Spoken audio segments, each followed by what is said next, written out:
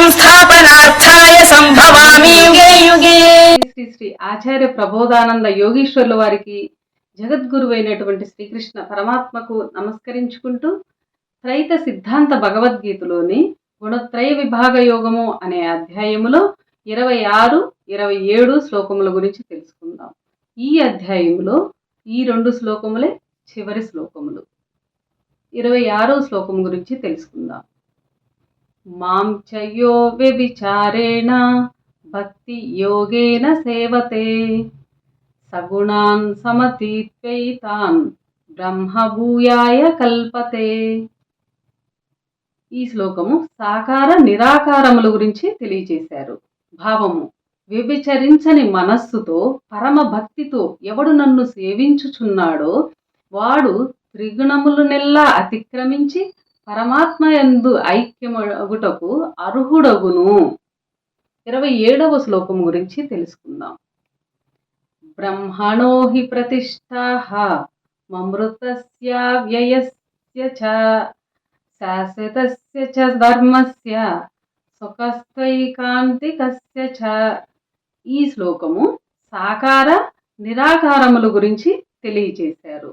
భావము: నిత్యుడు అవ్యయుడైన నిర్మలాత్మ, శాశ్వతైశ్వర్య ధర్మమవు పరమ పదము, జ్ఞానులు పొందగలుగు మోక్ష పదవి లభించవలెనన్న నన్ను ఆశ్రయించవలసినదే.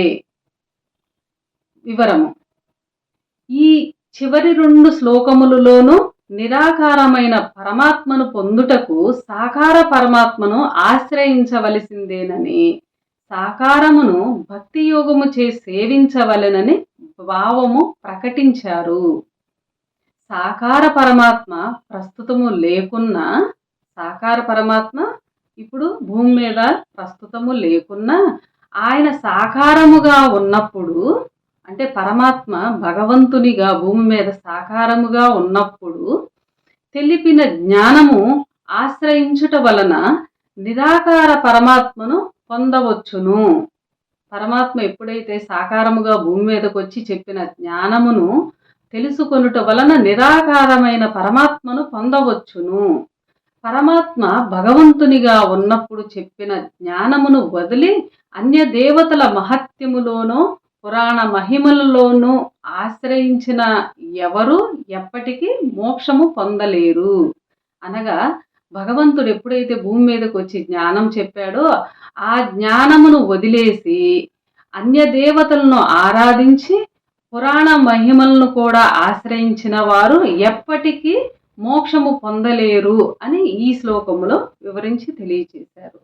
ఈ అధ్యాయము ఇంతటితో సమాప్తము. అందరికీ